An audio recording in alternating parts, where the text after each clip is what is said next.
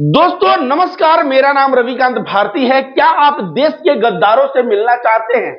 ये है देश के असली गद्दार और ये है गोदी मीडिया के गिद्ध एंकर जो इजराइल में, जब इजराइल फिलिस्तीन पे हमला कर रहा होता है, फिलिस्तीन के बच्चे मारे जा रहे होते हैं, गाजा पट्टी में आए दिन मासूम मारे जा रहे होते हैं, उस वक्त ये लोग गाजा पट्टी और फिलिस्तीन नहीं पहुंच के इजराइल पहुंचते हैं। वहां जाके आंसू बहाते हैं घड़ियाली, और वहां कोई भागता दौड़ता है और ऐसा लगता है कि सारा का सारा जो मिसाइल है इन्हीं के ऊपर गिरने वाला हो। और भारत देश, भारत माता की सेवा करने वाले जो नौसेना के जवान 8 कैप्टन और कमांडर जिनको कतर जो है सजाए मौत दे चुका है, उनके मौत पे एकदम चुप है। इनको सेना से क्या लेना देना, इनको देश से क्या लेना देना, इनको तो अपने दलाली से लेना है। और उस दलाली के लिए ये इजराइल में जाके आंसू बहाते हैं। और जब भारत के नौसेना के सैनिक जो सेवानिवृत्त हैं और उनको कतर फांसी देता है, सजाए मौत देता है, उस पर एकदम चुप्पी साध लेते हैं, एकदम चुप हो जाते हैं। ऐसे लोग को आप क्या कहेंगे? आप ही बताइए। देश के गद्दार नहीं कहेंगे तो आप क्या कहेंगे? मैं बार बार कहता हूं कि ये जितने भी लोग दिख रहे हैं, यह देश के सच्चे गद्दार है, असली गद्दार है, जो हमारे देश में जब भारत माता के सच्चे सपूतों की मौत के घाट उतारने की बात आती है तो मौन रह जाते हैं और इजराइल फिलिस्तीन में जाके आंसू बहाते हैं। भैया, तुम दूसरे देश के लिए आंसू बहा रहे हो, भारत माता के सपूतों के लिए आंसू क्यों नहीं? क्यों चुप हो उनके ऊपर? दोस्तों देखिए, कतर में भारतीय नौसेना की सजा पर गोदी एंकर खामोश क्यों? आप सभी को पता है 8 लोग जो है पकड़े गए थे 8 अगस्त 2022 को। और ये लोग नेवी के, कोई कमांडर था तो कोई कैप्टन था, और ये लोग रिटायर होने के बाद कतर के एक कंपनी के लिए काम करते थे। वहां गिरफ्तार होने के बाद ये लोग 14 महीने जेल में रहे, और जेल में रहने के बाद इनको सजाए मौत जो है दे दिया गया है। और इस वक्त जो है विदेश मंत्रालय कह रहा है स्तब्ध है, हमें कुछ पता नहीं। यह बहुत ही आश्चर्य की बात है। और सारे गोदी मीडिया के गिद्ध एंकर यह सभी के सभी मौन है, शांत है। अब आपको लगेगा रविकांत भारती को कैसे पता चल गया है मौन है, शांत है? मैंने इनका ट्विटर अकाउंट खंगाला और देखा कि जो लोग छोटे छोटे मुद्दे पे टिक्का टिप्पणी करते हैं, इतना बड़ा मुद्दा हो गया, भारत माता की सेवा करने वाले वीर सिपाहियों को मौत की सजा दी जा रही है, और यह सभी के सभी देश के गद्दार चुप हैं, शांत हैं। और गोदी मीडिया तो दलाली करता है, शांत है, लेकिन 56 इंच का सीना लेके जो हमारे देश में खड़े हैं, वह न्यूजीलैंड से मैच भारत जीतता है उसकी बधाई देना नहीं भूलते हैं। लेकिन इतना बड़ा मुद्दा हो गया और अभी तक हमारे देश के प्रधानमंत्री का इस पे कोई भी ट्वीट नहीं आया, हमारे देश के रक्षा मंत्री का इस पे कोई भी ट्वीट नहीं आया। यह बताता है कि देश प्रेम के नाम पे, देशभक्ति के नाम पे ये लोग वोट लेने का कार्य करते हैं। और जब भारत माता के सच्चे सपूत जिनको सजाए मौत दी जाती है, उसके ऊपर आज 2 दिन हो गया और कोई रिएक्शन नहीं, मौन साधा हुआ है इंसान।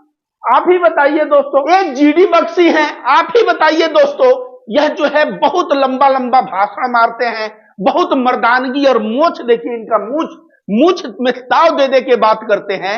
आज हमारे देश के नौसेना से रिटायर्ड 8 कैप्टन कमांडर और 8 नौसेना के अधिकारी जिनको कतर ने फांसी दे दिया, सजाए मौत की सजा दे दी, लेकिन इनका भी मुंह बंद है। तो आज सबको मैं ठान लिया हूं कि मैं बढ़िया से सबको जो है फटकार लगाऊंगा और मैं बताऊंगा कि देश का असली गद्दार कौन है और देश के पक्ष में बात करने वाले लोग कौन है। तो दोस्तों चलिए शुरू करते हैं रूबिका लियाकत से। रूबिका लियाकत का देखिए प्रोफाइल है, 2 दिन पहले इसने ट्वीट किया है, और इसके ट्वीट में क्या दिख रहा है? धनिया का पत्ता, पालक का पत्ता, और यह लिखी है एक नई पहल की है छत की खेती। अलग अलग सब्जियों के बीज छोटी छोटी किश्तियों में बोए हैं, कुदरत ने साथ दिया और पहली किस्त भी आ गई, गजब की खुशबू है। आजकल बाजार में न ये रंग दिखता है न साज की, आपको भी कोशिश करनी चाहिए। मोबाइल फोन की दुनिया में इस आनंद का अलग ही आनंद है। मतलब हमारे देश के सिपाहियों को जो भारत माता की सेवा किए हैं, कतर ने उनको फांसी की सजा, सजाए मौत की सजा सुना दी, और 2 दिन बीत गए, लेकिन ये मोहतरमा को इस वक्त सब्जियों की पड़ी है, छत के ऊपर खेती की पड़ी है। यह इतना ही खेती प्रिय रहती तो जो किसान आंदोलन में बैठे थे ना, उन किसानों को बदनाम नहीं करती। इसको इससे भी प्रेम नहीं, देश से भी प्रेम नहीं, और नहीं हमारे जो भारत माता के जो सेवानिवृत्त नौसेना के जो जवान हैं उनको जो सजा हुआ है उनसे भी यह मोहब्बत और प्रेम नहीं करती। अगर करती तो इसको नींद नहीं आता। यह जो जाके इजराइल में घड़ियालू आंसू बहा रही थी वो यहां बहाती और अपने दुख को बयां करती, लेकिन यह दलाली का रकम ले चुकी है। और जो व्यक्ति दलाल हो जाता है वह ऐसे ही धनिया और पालक में उलझा देता है जब देश में कोई बड़ा मुद्दा आता है। आप सभी को पता है फिलिस्तीन और इजराइल पे चर्चा हो रही थी तो सभी लोग, ज्यादातर लोग फिलिस्तीन के बच्चों के साथ जो हो रहा है उसको गलत ठहरा रहे हैं। अब फिलिस्तीन का सपोर्ट इस मोहतरमा को इतना बुरा लग रहा है कि इनका टाइटल देखिए, फिलिस्तीन के साथ तो दुनिया है, सवाल यह है कि हमास के साथ कौन। मतलब इनको बहुत बुरा लग रहा है, कूड़ मच रही है, हो सकता है पेट में जलन हो, इसके वजह से अब ये कह रही है फिलिस्तीन के साथ तो तुम सभी लोग खड़े हो, दुनिया खड़ी है, लेकिन हमास के साथ कौन। तो भैया हमास उसी तरह से, हमास के साथ कोई खड़ा नहीं है जैसे लोग कह रहे हैं इजराइल मासूमों को मार रहा है, हमास मासूमों को मार रहा है। तो यह हमास और इजराइल दोनों से लोग नफरत कर रहे हैं, फिलिस्तीन की आम नागरिकों से लोग प्यार कर रहे हैं, लेकिन यह इसका काम ही है प्रोपेगेंडा चलाना, इस तरह का ट्वीट कर रही है। एक दिन बीत गया है, यह 2 दिन पहले का ट्वीट है। वे देखिए 21 घंटा पहले का ट्वीट, जब ट्विटर पे कतर ट्रेंड कर रहा था, हमारे नौसेना के सैनिक ट्रेंड कर रहे थे, उस वक्त मोहतरमा देखिए जगत गुरु स्वामी रामभद्राचार्य का एक्सक्लूसिव इंटरव्यू। अब यह जगत गुरु रामभद्राचार्य का इंटरव्यू ले रही है। कुछ दिन पहले गई थी धीरेन्द्र शास्त्री का इंटरव्यू लेने, क्या हुआ यह कि धीरेन्द्र शास्त्री बोला कि इस्लाम को छोड़ो और हिंदू धर्म अपनाओ, तो मुंह खराब हो गया इसका, टेढ़ा टेढ़ा बोल रही थी, लेकिन दलाली जो करती है सामने खुल के कुछ बोल भी नहीं पाई, फिर गई है अब रामभद्राचार्य। अब ये रामभद्राचार्य को हमें पता नहीं, पहले तो ये बात जो है विकलांग यूनिवर्सिटी चलाते थे, लेकिन आजकल इनको लगता है हिंदू मतलब भाजपा, भाजपा मतलब हिंदू। इनको यह समझ में नहीं आता कि हिंदू धर्म का मूल्य एक राजनीतिक पार्टी के बराबर नहीं होती। अब जो है यह भी बीजेपी गा रहे हैं, ये भी जो है दलाली कर रही है, और दोनों के दोनों दलाल बैठ के यहाँ इंटरव्यू कर रहे हैं और उसका यह ट्वीट करने का इसको समय है। लेकिन भारत माता के सेवा करते करते रिटायर्ड हो गए कैप्टन कमांडर पद पे रहने वाले, किसी का नाम जो है पूर्णेंदु तिवारी है तो किसी का नाम कुछ है, और सभी लोग ये जो थे भारत माता के बहादुर सिपाही थे, और कतर ने इनको सजाए मौत दे दी। और उस वक्त यह जो है ट्विटर पे इस तरह का ट्वीट कर रही है, इसको कोई भी चीज से लेना देना नहीं है कि हमारे देश में क्या हो रहा है, हमारे जो है भारत माता के सपूत फांसी चढ़ने वाले हैं।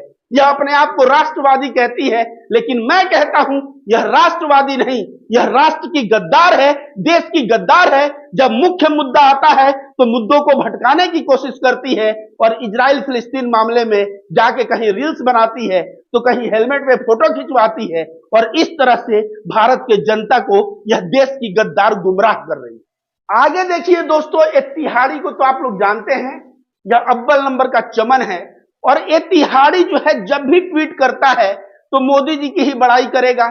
आज जो है इसको ट्वीट करना चाहिए भारत माता के सच्चे सपूतों की जो सजा हो रही है, जो कतर ने सजा सुनाया है, उसके विपक्ष में कि भैया यह सजा नहीं होना चाहिए, मोदी जी कुछ करिए।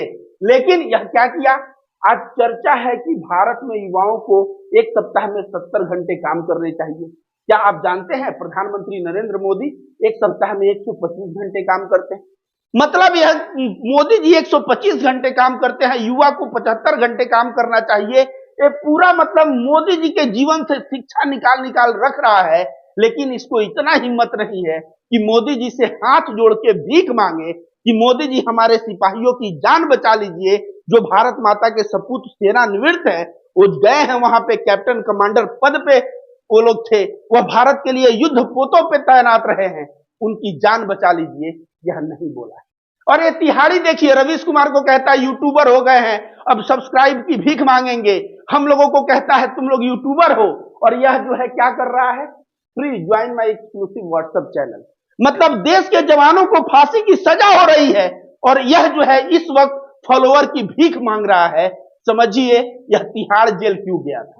ऐसे ही दलाली का रकम जो खाया है, इसी रकम के चक्कर में वह जो है जेल में जाके चक्की पीसा था। यह है कि सत्ता बदला, फिर यह दलाली शुरू कर दिया और यह आज बाहर दिख रहा है। दोस्तों, अमीश देवगन जो बी एंड डी का टाइटल लेके घूमता है, बी एंड डी, इसको गुल्लू भी कहा जाता है। यह गुल्लू देखिए क्या लिख रहा है, बाबर उसामा आज फिर हार गए, पाकिस्तान की हार का चौथा में। मतलब जब भारत माता के सच्चे सपूतों को सजाए मौत दी जा रही है, उस वक्त इसको सवाल करना है तो यह पाकिस्तान को टारगेट करने में लगा है कि आज पाकिस्तान चौथा मैच हार गया। अरे पाकिस्तान बाहर हो जाए, सब मैच हार जाए, उससे हमें क्या लेना देना है? हमें तो उन लोगों से लेना देना है जो इस मिट्टी के लिए जीते हैं और मरते हैं, और वैसे सिपाहियों को, वैसे सैनिकों को जो कमांडर और कैप्टन पद पे रहे हैं, तुम उनके लिए एक ट्वीट नहीं कर सके। तुम दो कौड़ी के हो, तुम देश के गद्दार हो अमित देवगन। डिबेट के दौरान बीजेपी प्रवक्ता आलोक अजय ने कहा कि राम मंदिर कोई वोट का विषय नहीं, बल्कि हिंदुओं के सैकड़ों साल के संघर्ष का नतीजा है। अब बताइए, यह उस वक्त राम मंदिर के प्रचार में लगा हुआ है। यहां देखिए क्या लिख रहा है, हमास का बचाव, राम मंदिर पर ताव, रामलला हम आएंगे, पब्लिक के बीच सबसे बड़ी डिबेट आर पार, मंदिर की तारीख आई, न्योते पर लड़ाई। मतलब हमास को राम मंदिर से क्या लेना देना? हमास को यह राम मंदिर से जोड़ते हैं, कभी मुसलमानों से जोड़ते हैं। तो सोचिए, यह देश का गद्दार जब देश के सैनिकों की जान बचाने की बात करनी चाहिए, उस वक्त यह मंदिर मस्जिद की बात कर रहा है, राम मंदिर की बात कर रहा है, और इस तरह से लोगों का ध्यान भटकाने का प्रयास कर रहा है। दोस्तों, बल्ले पे ओम है केशव महाराज के पाकिस्तान। कल केशव महाराज पाकिस्तान के खिलाफ, मैं मानता हूं, अच्छा प्रदर्शन किए, भारतीय मूल के हैं, ओम इनके बल्ले पे लिखा है, यह बात मैं मानता हूं। लेकिन क्या यह बात करने का इसके पास ट्वीट है? और भारत माता के जो सपूत जिनको फांसी की सजाए मौत दे दिया कतर ने, उनके लिए एक आवाज उठाने का इसके पास समय नहीं है। भैया, अगर ये ओम लिखा है और खेल रहा है तो उससे परेशानी क्या है? कोई अल्लाह लिख ले, कोई कुछ लिख ले, वो अपना आस्था है, अपना खेल रहा है, उसको तुम अपने गर्व से जोड़ लेते हो। और जब कतर फांसी की सजा और सजाए मौत हमारे सैनिकों को देता है, उस वक्त तुम मौन रह जाते हो। तुम्हारे इस चुप्पी को क्या समझा जाए? तुम्हारे इस चुप्पी को दलाली समझा जाए कि तुम दलाली का बड़ा मोटा रकम लेके और पब्लिक का ध्यान भटकाने में लगे हुए हो? और जो ये ओम है तो हिंदुत्व का गर्व की बात है। तो मैं बता दूं दोस्तों, आठों के आठों नौसेना के सिपाही जिनको सजाए मौत हुई है, किसी का नाम पूर्णेंदु तिवारी है, तो सभी के सभी हिंदू नाम हैं, उर्दू नाम नहीं है, और सभी के सभी हिंदू हैं, सनातनी हैं। अगर तुम्हें सनातन धर्म का इतना प्रचार करना है, ओम पे इतना गर्व है, तो इन सनातनी भारत माता के सपूतों के लिए भी आवाज उठाने का तुम्हें फर्ज बनता है। लेकिन तुम उस वक्त सनातन की बात ही नहीं करोगे, क्योंकि करोगे तो घिर जाओगे। इसलिए अभी मुंह बंद रख के ओम का प्रचार और दलाली का अलग अलग बात, ये सब करने का तुम्हारे पास समय है। लेकिन हमारे ही हिंदुस्तान के सरजमी पे पूरा सर्विस देने वाले कैप्टन और कमांडर आज मौत जो है 1-2 दिन में उनको निगल जाएगी। उस वक्त जो है तुम जनता को भटका रहे हो। जब इतिहास लिखा जाएगा तो गद्दारों के नाम में तुम सभी का नाम लिखा जाएगा, सिर्फ पे नाम लिखा जाएगा। अंजना ओम कश्यप को देखिए, यह अभी 5 दिन हो गया और यह भक्ति भाव में ही डूबी हुई है। यह जो है दलाली के लिए कुछ करना होता तो तुरंत कूद जाती, लेकिन मुद्दा जो ऐसा है, इस मुद्दे को छुपाना है। हो सकता है आका का ऊपर से निर्देश आया हो कि भैया मुद्दा छुपाओ, और इसके लिए यह 5 दिन से मौन पड़ी है। यह देखिए, 5 दिन पहले ट्वीट दुर्गा पूजा का की है, तो एक कुंभकर्ण के नींद में सोई हुई है 5 दिन से, इनकी बात ही छोड़िए। और यह है चित्रा त्रिपाठी, यह जो है रॉयल इनफील्ड पे रिंकिया के पापा को भी बैठा के घुमाती हैं। इनसे क्या उम्मीद की जा सकती है कि जो लोग मर रहे हैं, जिनको सजा हुई है, उसके लिए ये ट्वीट करेगी?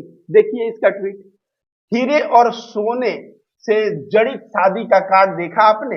इस कार्ड को खोलते ही निकलती है शानदार धूम। देखिए चित्रा त्रिपाठी को मिले खास कार्ड क्या कहा है।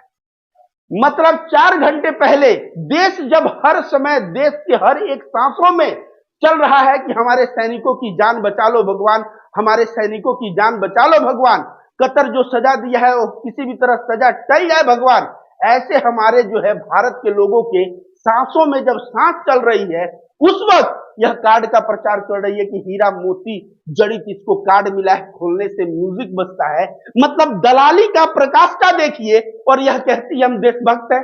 यह देश के गद्दारों में जब नाम लिखा जाएगा तो चित्रा त्रिपाठी का नाम भी शीर्ष पे आना चाहिए, क्योंकि इन लोगों को इजराइल फिलिस्तीन और तमाम मुद्दों पे यह जो है मुखर होकर बोल रही थी बहुत ज्यादा।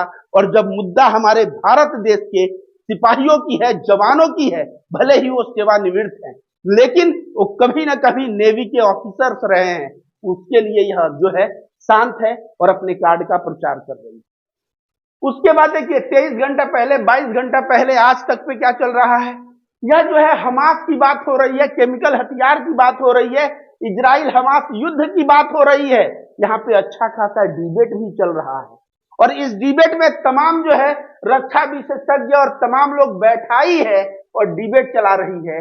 इसको इतना समय नहीं है कि इस वक्त एक डिबेट रखे, और जिस डिबेट में बीजेपी के प्रवक्ता को बुलाए, रक्षा मंत्री को बुलाए और विपक्ष के कुछ नेताओं को बुलाए, और हमारे जो नौसेना के सेनानिवृत्त जवानों को जो सजाए मौत हुई है उनको बचाने का तरीका के ऊपर चर्चा हो।